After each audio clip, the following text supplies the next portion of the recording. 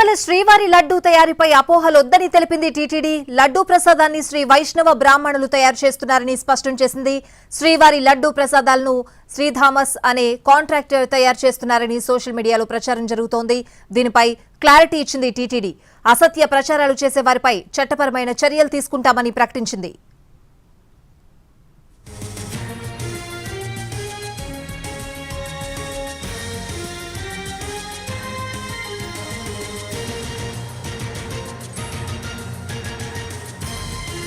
తిరుమల శ్రీవారి లడ్డూ తయారీపై అపోహలొద్దని తెలిపింది టీటీడీ. లడ్డూ ప్రసాదాన్ని శ్రీ వైష్ణవ బ్రాహ్మణులు తయారు చేస్తున్నారని స్పష్టం చేసింది. శ్రీవారి లడ్డూ ప్రసాదాలను శ్రీ థామస్ అనే కాంట్రాక్టర్ తయారు చేస్తున్నారని సోషల్ మీడియాలో ప్రచారం జరుగుతోంది. దీనిపై క్లారిటీ ఇచ్చింది టీటీడీ. అసత్య ప్రచారాలు చేసే వారిపై చట్టపరమైన చర్యలు తీసుకుంటామని ప్రకటించింది.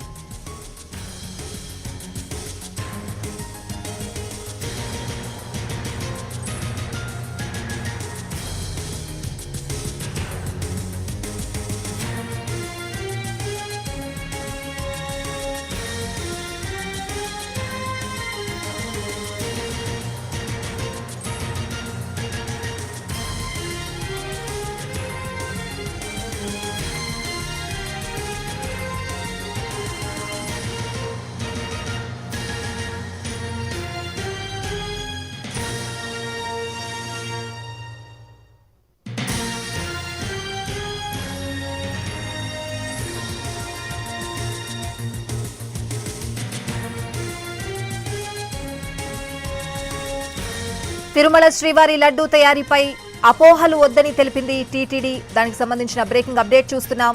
లడ్డూ ప్రసాదాన్ని శ్రీ వైష్ణవ బ్రాహ్మణులు తయారు చేస్తున్నారని స్పష్టం చేసింది టీటీడీ. శ్రీవారి లడ్డూ ప్రసాదాలను శ్రీ థామస్ అనే కాంట్రాక్టర్ తయారు చేస్తున్నారని సోషల్ మీడియాలో ప్రచారం జరుగుతోంది. దీనిపై క్లారిటీ ఇచ్చింది టీటీడీ.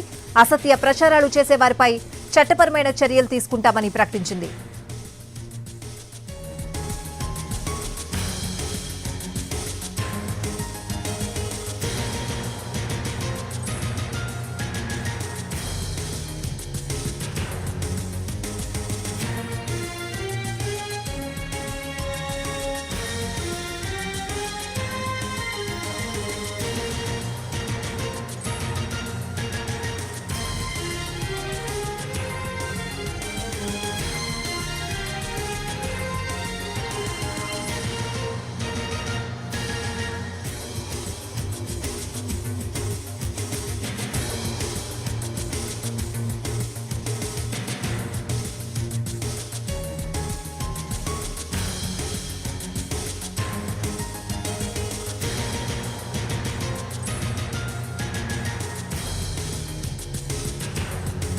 తిరుమల శ్రీవారి లడ్డూ తయారీపై అపోహలు వద్దని తెలిపింది టీటీడీ. లడ్డూ ప్రసాదాన్ని శ్రీ వైష్ణవ బ్రాహ్మణులు తయారు చేస్తున్నారని స్పష్టం చేసింది.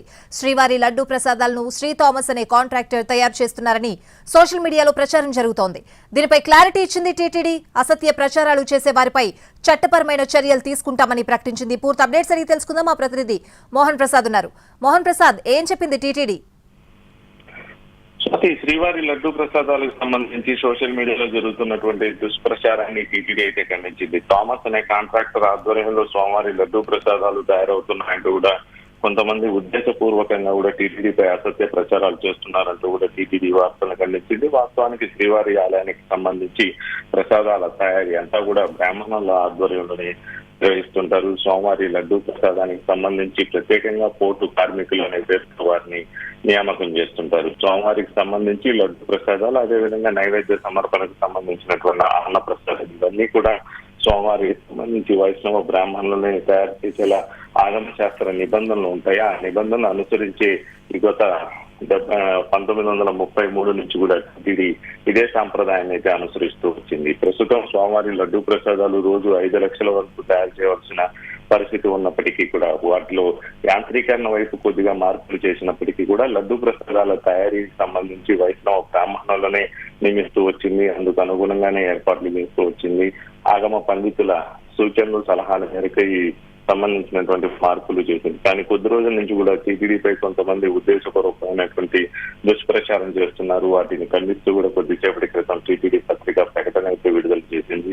స్వామివారి లడ్డు ప్రసాదాలకు సంబంధించి చేస్తున్నటువంటి దుష్ప్రచారాన్ని భక్తులు ఎవరు నమ్మవద్దు అన్నటువంటి విజ్ఞప్తిని చేసింది. దాదాపు 980 మంది వైష్ణవగా సంబంధించినటువంటి బ్రాహ్మణులు ప్రస్తుతం స్వామివారి లడ్డూ ప్రసాద తయారీలో విధులు నిర్వర్తిస్తున్నారు. వారికి సంబంధించి ఉగ్రానం, అదేవిధంగా పడిపోటు, లడ్డు కౌంటర్లు ఇవన్నీ కూడా వారి ఆధ్వర్యంలోనే నడుస్తున్నాయన్నటువంటి క్లారిఫికేషన్ అయితే టీటీడీ ఇచ్చింది.